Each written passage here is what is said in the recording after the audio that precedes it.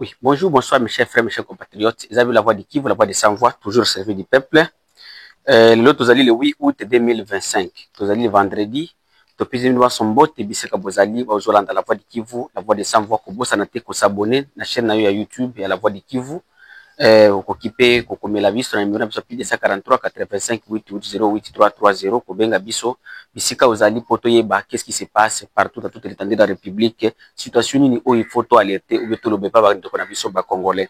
Alors pona ko umela te premièrement to kei ko koloba sur la sortie du gouvernement souminois de oyo population ya espace Fizi Tombwe au sud Kivu na Uvira ba bisinga naloba félicitations et pas ya ce nouveau ministre ya coopération et nani coopération régionale oyo Anzulu ni Floribert mwana ya espace ya Kotoyo ya Sud Kivu précisément dans le territoire de Fizi balobem balobaka ke wasase ela elete ale na mia wa mabenga boteta ulingela donc wana ezali ba terme oyo ezalaka ya esengo ya koloba ke vraiment nos félicitations et pas ya nouveau ministre Floribert Anzuluni, c'est quelqu'un dont son père a une bonne histoire dans cette partie. Nathan Wazalaki, Pembeni ya Mobutu Sese Seko, Azali parmi Bato, Oyo Veya Bato, Kolobela Bato sur la résistance et puis Kolobela Bato sur le développement de cette partie du pays.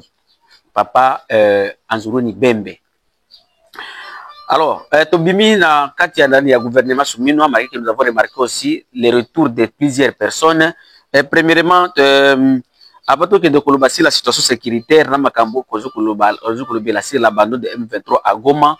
Premièrement, nous sommes en train de déplorer la situation au vidéo tomoni na Katia ville ya Kalemi, comment batozo komata na Katia bateau.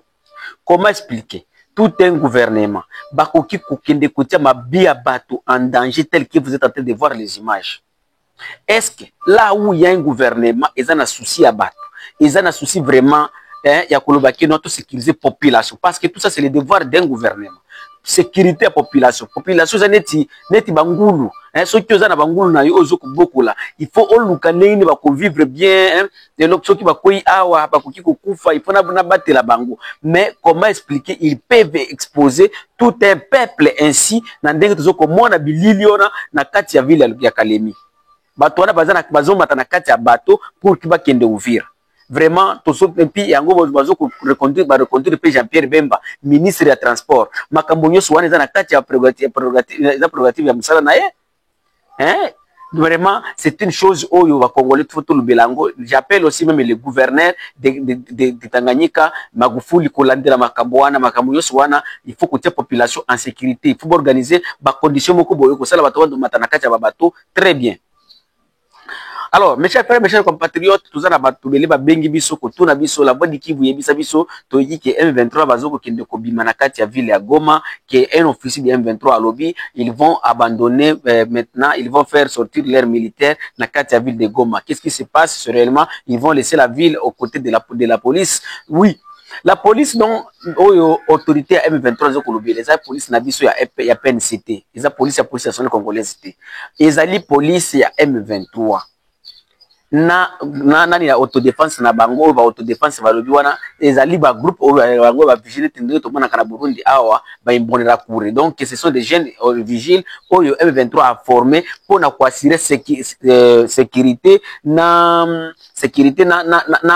transmettre nani renseignement sur la situation qui se passe dans la ville, parce que selon les informations que nous avions eu à partir na kati ya ba source na biso ya na kati ya M23 kuna balobi ke balingi ba na bango na kati ya ville batika aux alentours de la ville et puis musuba kende na kati ya opération, et la police donc ils ont formé bango nde bakotika lo assurer sécurité ya ville. Et ça, par exemple, prenons à Kinshasa, prenons à Lubumbashi peut-être, par exemple, les militaires circulent dans le centre-ville, qui est dans de la ville de Kassi, bamusuzela kasenga bamusuzu bakendela kasumbalesa. Donc ezala rare comme on a militaire na to mona quand même ceux qui tokena ba pays voisins à Tanzanie ou bien dans d'autres pays comme on a militaire, ce n'est pas que n'importe quel moment de au monde militaire dès que makambango bazo kolobeleza te que non, ils vont quitter la ville et laisser la ville sous le contrôle de la police congolaise. Non, ce n'est pas ça. dès que tobimi na kati ya ville de Goma bandeko na ngai tokei directement na kati toujours dans la province du Sud tokiti na kati ya province ya Sud Kivu direction territoire ya Shabunda. Donc ba M23 bauti ko jouer sous contrôle ya mboka ya Mulamba na contrôle ya mboka ya Kanyola. Alors après nani bango après abazwa nani pour que bakende bazuba kota après avoir bango ko faire chiter ville nani cité ya Mulamba ba M23 ba avançaki bakendaki ba débordaki na côté ya nani ya nani ya Chiruku. Après côté ya Chiruku bakireki kokota na nani na côté ya nani ya Gihamba. Après Gihamba ils sont allés jusqu'à la Baligara. Après Baligara nde bakotaki sikoyo na kati ya cité ya Kanyola. Donc pour les pesika wana ba militaire à part des signes sona bazali bazaki place wana bakimaki bakendaki tina côté à l'air où je souhaitais de vous dire bazali na kati ya cité ya Nzibira. Donc pour le moment après la chute de Mulamba et Kanyola nos militaires des FARDC et les Wazalendo ba front na bango sikoyo batiango na kati ya Nzibira. Nzibira comme déjà wana donc toujours kende directement na kati ya territoire ya Shabunda, le territoire les plus grands de la province, les territoires les plus grands de la province du Sud Kivu, mais les moins développés de cette même province.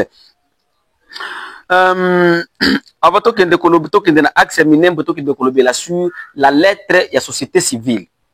Société civile ya Est de la République. Bakomeli direction générale d'immigration de GEM sur interdiction oyo batiaki pona koloba keno ba document oyo zokobima oyo M23 zoko délivrer na CPG na makamususu baza eza banda kozala circuit banda ko dimango te na ba pays voisins ou bien kokoma awe sika tozali ya Uvira ou bien partout. Alors déjà misiko nani société civile comme le gouvernement congolais faut bien savoir que ba libérer ba documents bando sala parce que c'est comme si nous sommes en train de condamner notre population et c'est vrai mes chers frères, mes chers compatriotes. Réfléchissons un peu comme des vrais Congolais et ceux-là qui ont l'amour de nos compatriotes qui sont dans des milliers occupés par les rebelles. Premièrement, ce n'est pas cette population qui avait dit au gouvernement d'abandonner cette zone. Parce que la population avait soutenu le gouvernement jusqu'à la dernière minute.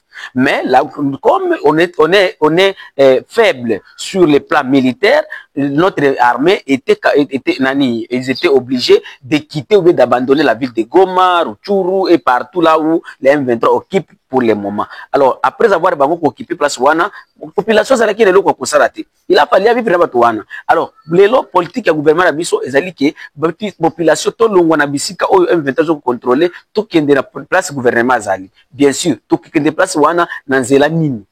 La meilleure façon ou bien la meilleure voie ou bien la bonne voie ya koleka en sécurité pour que comme siko zoko kende. Par exemple, lelo batonyo sozo kobima Goma, Bukavu pour que okota okende Lubumbashi. Il faut passer par le Rwanda et tu ne peux pas passer par le Rwanda si vous n'avez pas un document. À ce document là c'est quoi? C'est CPGL. Parce que passeport, ils ont na kati ya Kinshasa et ce n'est pas tout Congolais. Je pense que 2% ou bien 5% au Congolais ont un passeport dans toute l'étendue de la République.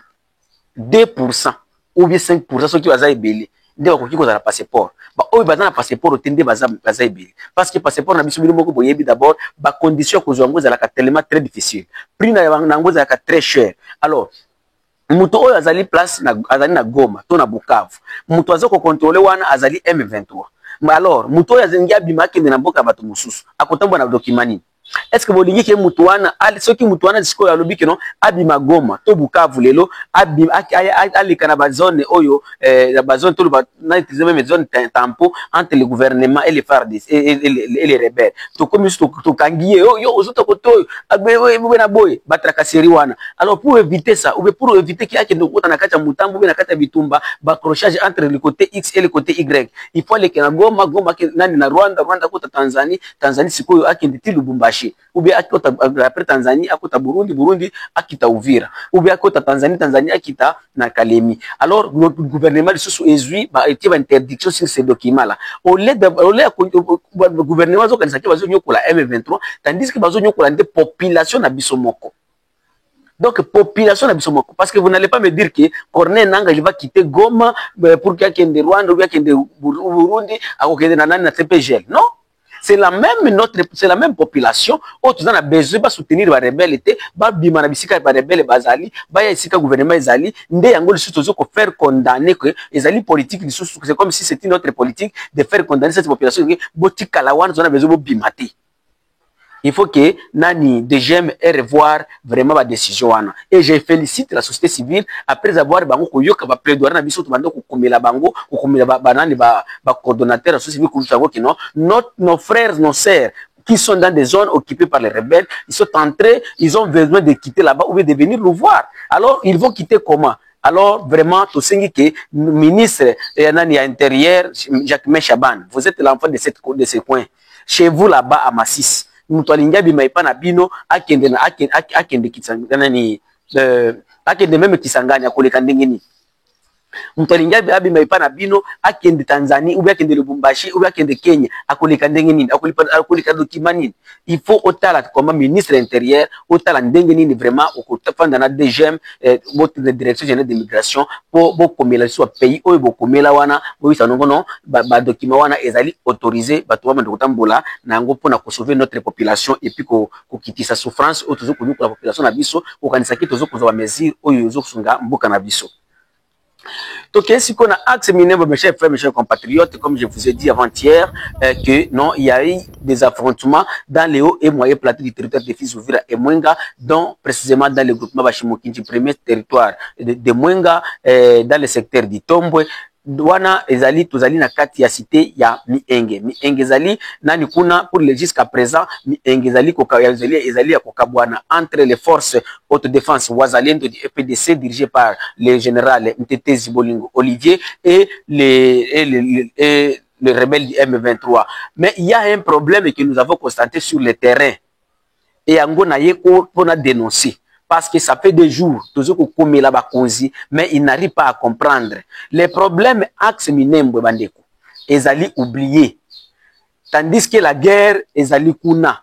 Batu pe nyoso oyo batu bazali ko bunda bitumba, bazali kuna. Axe Uvira o tozana ngo awa, axe Kamanyola. Ça fait 6 mois tozo ki na 7 mois, atali ça c'est moko to beta te ki no to récupérer Kamanyola to katogota pour que tous la siko na vision ko de Bukavu. Mais nos frères qui sont en train de se battre dans les hauts plateaux bango bazo kozala soutenu par sur le plan armement sur le donc c'est tout sur le plan logistique et loko ya kole bazo zwangote bato bazo kolesa bango kule za diaspora congolaise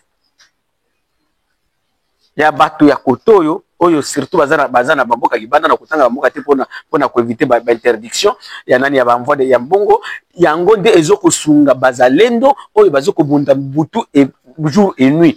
Et dans cette partie-là, il n'y a plus les militaires de FARDC. Les militaires de FARDC qui sont à Bijombo, ils n'arrivent même pas d'aller donner l'aide, ou bien d'aller donner les munitions, ou bien hommes, ou bien d'autres, l'aide en hommes, et pas à bateau, bazo kubunda na côté à Minembo.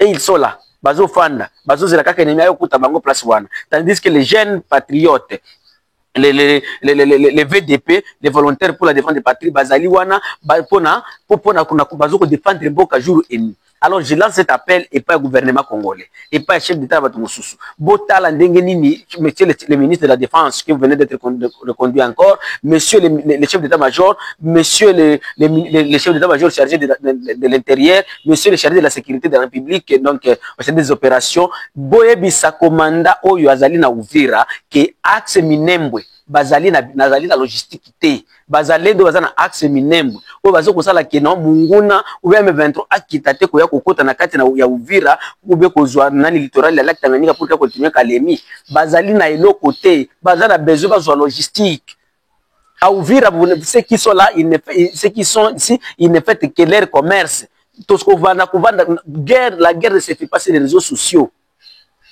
Ici, tout la qui réunion jour et nuit, réunion. Les réunions que nous multiplions dans cette ville, ça n'allait pas nous donner et qu'au début, à tel ou à mon côté. Les réunions que nous venons de multiplier, tel Aleki, gouverneur Yewana, commandant général tel Aleki, et qu'on s'unga biso tel ou mon côté, nous avons besoin de faire combat batouté. Botika kosala commerce à makila bato. To sunga axe Minembwe.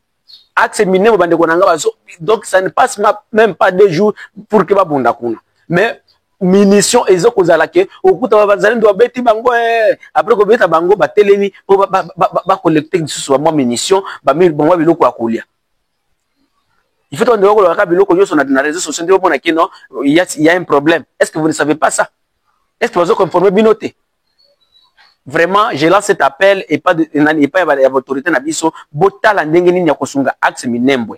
Axe Minembwe est oublié par le gouvernement et les Ouazalendo qui sont ici à Ouvira, ici, soi-disant au front. Ici, il n'y a pas de front ici. Ici, il n'y a pas de front parce que nous n'avons pas, je n'ai jamais vu Sangani qui est notre Kendisikoyo, tout récupéré Kamanyola, tout récupéré Katogota. Depuis Katogota est quoi na M23 depuis février jusqu'à présent. Bazako Bazalaka délogé. Mais dans les hauts plateaux, quand il y a des kotoyo, bakoti kotoyo, babeti kotoyo, bakoti kotoyo. Ah, parce que ça comme quoi qu'on vendre parce que non, les ministres ils viendront de Kinshasa jusqu'à Bujumbura, toi tu as écouté na Uvira awa, boké écouté na bango, moi $2000, moi $3000 et tikali.